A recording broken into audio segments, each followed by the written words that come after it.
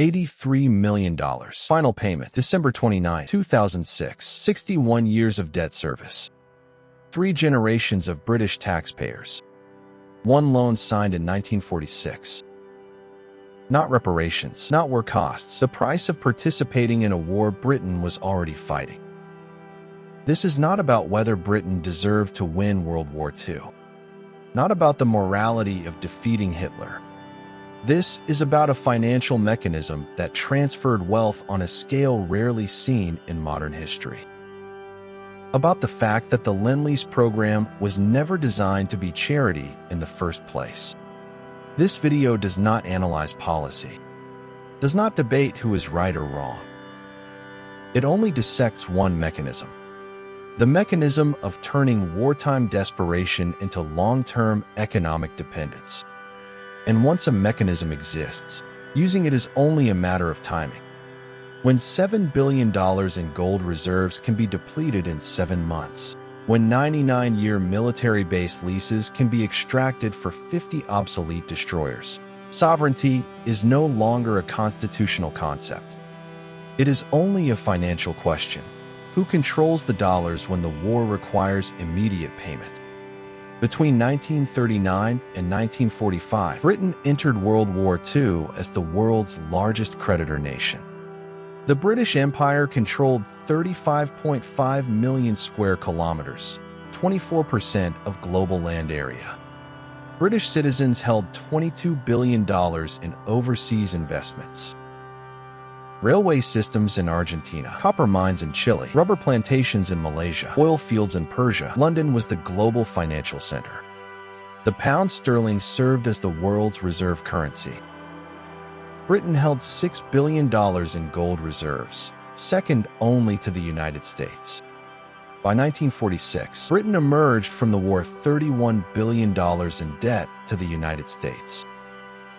Gold reserves nearly exhausted. Overseas investments liquidated under pressure. Military bases leased for 99 years. The pound sterling no longer convertible without American approval. This transformation occurred without military defeat. Germany never invaded British soil. Britain was on the winning side. But winning the war and retaining economic independence are 2 different outcomes. And economic independence, once collateralized, cannot be reclaimed through battlefield victory. The mechanism operated through 3 phases. Cash and carry from 1939 to 1941. Lend-Lease from 1941 to 1945. The 1946 loan with convertibility requirements. Each phase extracted a different layer of British wealth. Gold first, then overseas assets, then future sovereignty through currency controls. Not because Britain lost the war, but because the terms of participation were set by the side with dollars. September 1939, war breaks out in Europe. The United States declares neutrality.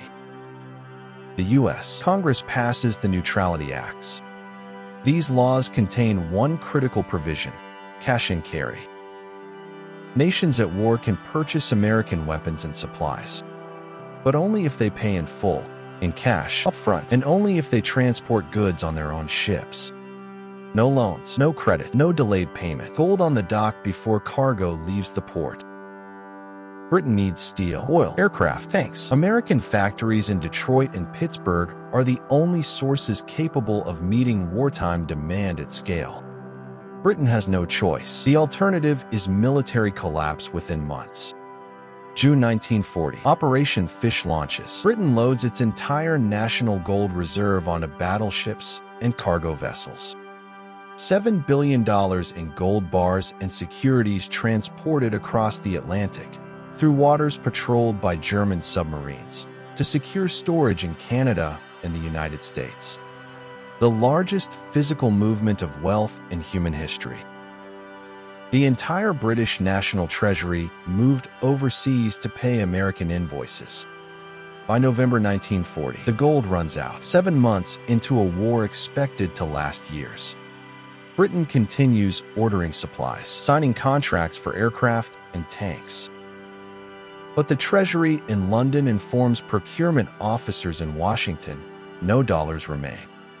At this point, Britain faces three options: stop purchasing American supplies and face military defeat, default on existing contracts and face legal seizure of remaining assets, or negotiate new terms. Britain chooses the third option, but the price of negotiation is determined by the party holding dollars. December 8, 1940, Winston Churchill writes to President Franklin Roosevelt. The letter begins with a strategic assessment: German submarines sinking cargo ships daily, the Luftwaffe bombing British cities nightly, the British Army lacking weapons, ammunition, aircraft, tanks. Then Churchill makes the critical admission: Britain is bankrupt. The Treasury cannot pay for American supplies in cash. This letter is taught in schools as a desperate plea for help between allies. The moment Churchill asked America to fight fascism. But a closer reading reveals something different.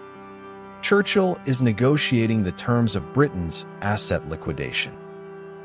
The American official managing this negotiation is Henry Morgenthau Jr., Treasury Secretary and Roosevelt's closest advisor.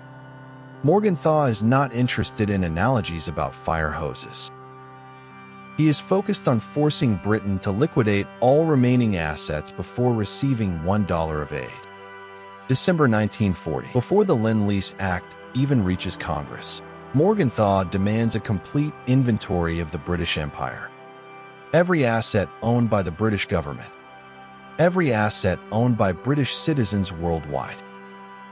Britain is fighting Nazi Germany. London is bombed nightly. But the condition for receiving American aid is opening all financial records to a foreign power and proving complete destitution.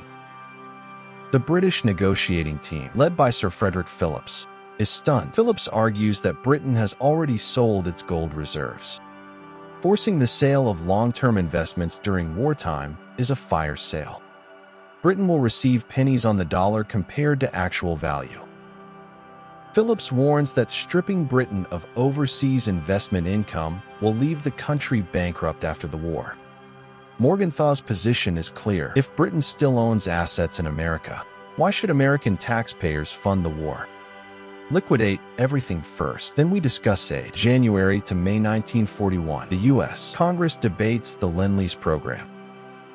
Isolationist lawmakers argue that Britain is still wealthy and trying to trick America into paying war costs.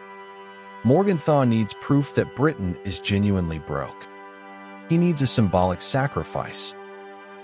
He finds it in American Viscose Corporation. American Viscose is the largest producer of rayon and artificial silk in the United States. Owned by Courtaulds, a British firm, the company's value exceeds $100 million. It generates $10 million in annual dividends sent to London. Morgenthau demands Britain sell the company immediately. Transfer all proceeds to the U.S. Treasury to pay for previously ordered weapons. Britain objects. Selling American Viscose under wartime duress is financial suicide. Morgenthau issues an ultimatum. Either Britain sells American Viscose or the Lend-Lease program dies in Congress. May 15, 1941, the British government uses wartime emergency powers to seize American Viscose from its private owners. A forced transaction, no negotiation. The resale is handled by U.S. investment banks. These banks understand Britain has no alternative. They negotiate ruthlessly. American Viscose sells for $54.4 million, half its actual value. The British government pays Courtaulds in pounds sterling in London, adding to national debt. All dollars from the sale transferred directly to the U.S. Treasury. This is not a transaction between allies. This is asset recovery for debt repayment. Morgenthau continues pressuring Britain to sell $650 million in additional U.S.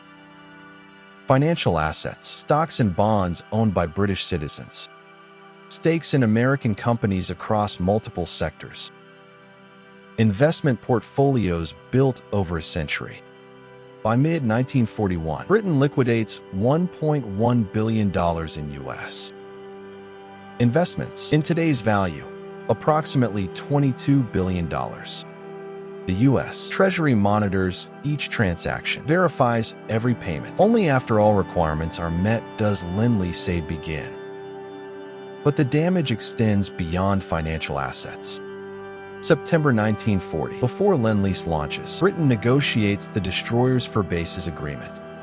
Britain desperately needs destroyers to counter German submarines in the Atlantic.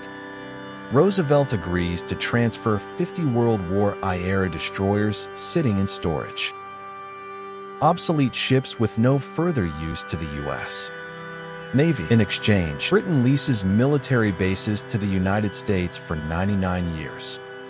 Locations include Newfoundland, Bermuda, the Bahamas, Jamaica, St. Lucia, Trinidad, Antigua, British Guiana. Examine the terms. In exchange for 50 obsolete ships, Britain cedes strategic control over the Western Hemisphere, the Caribbean, and the North Atlantic for 99 years. These bases allow the United States to project military power across the Atlantic. They become the foundation of American dominance in the Western Hemisphere. Britain pays this price to retrieve ships with minimal operational value. This agreement reshapes Britain's strategic position in return for short-term survival. March 11, 1941, the Lend-Lease Act passes Congress. Initially authorized at $7 billion. Later expanded to $50 billion for all allied nations. For Britain alone, total aid over 4 years, $31 billion. The program is promoted as the arsenal of democracy. Roosevelt declares America will become the primary arms supplier to defeat authoritarianism. Lend-Lease keeps Britain in the war. Without American supplies, Britain likely faces shortages severe enough to force surrender. But Lend-Lease is not a gift. It is a rental. The program's name reflects this. Britain uses American equipment with implicit understanding that obligations will eventually materialize.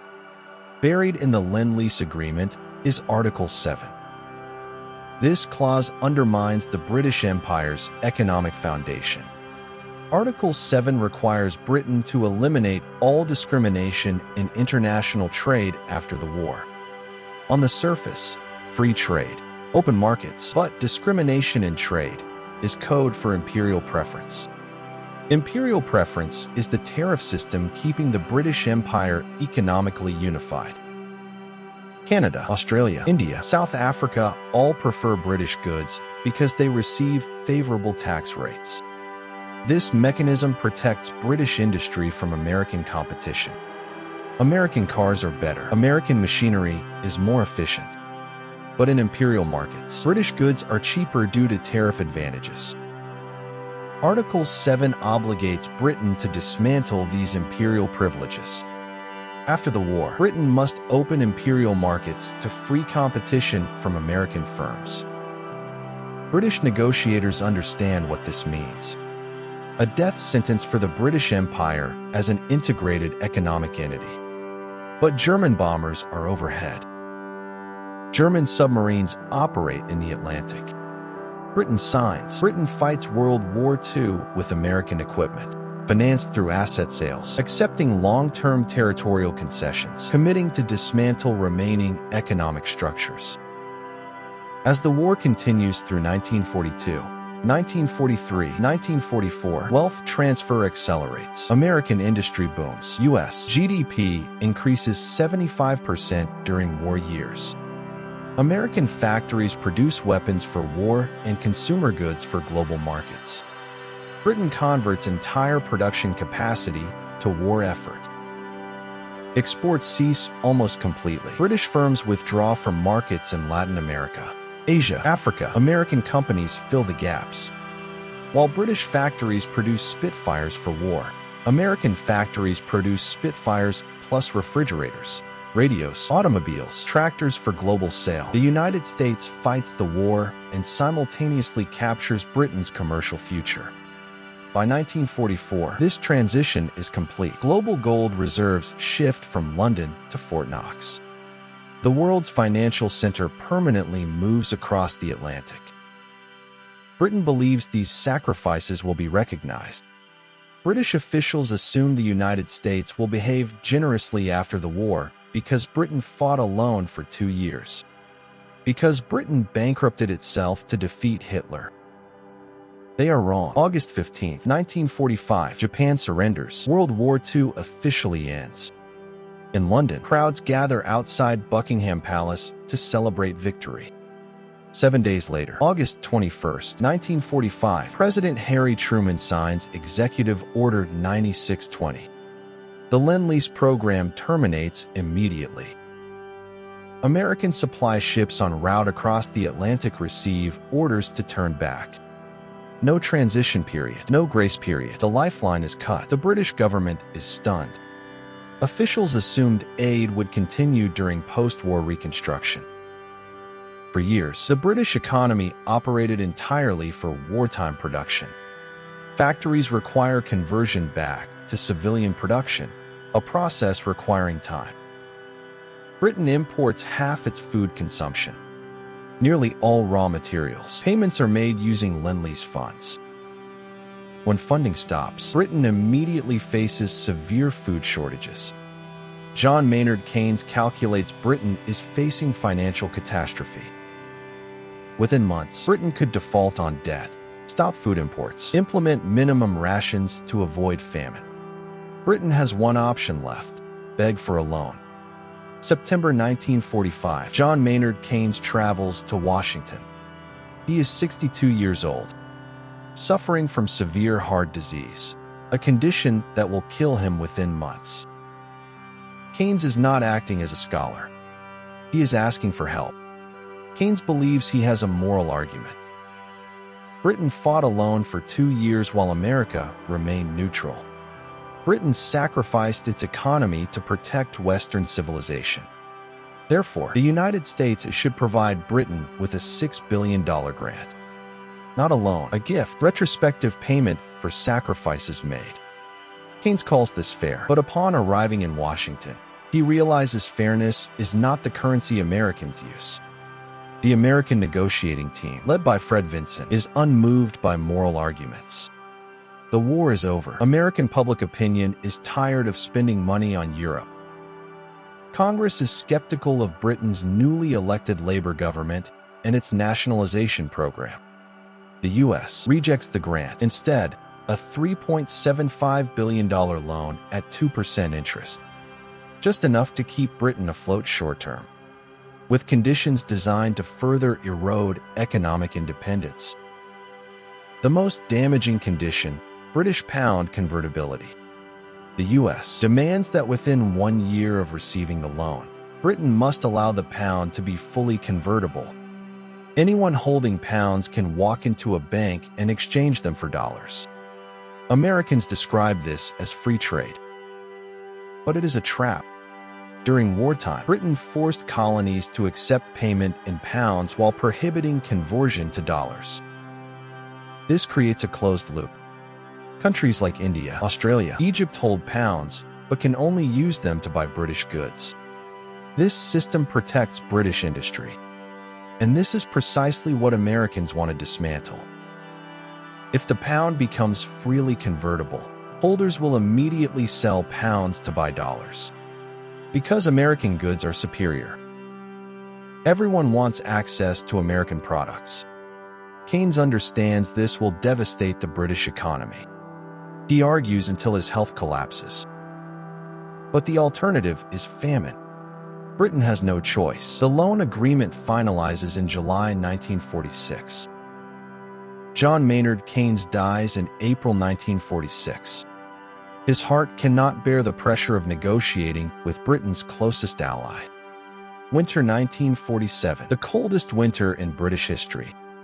Snowstorms bury the country. Coal freezes. Power plants shut down. People huddle in unheated homes.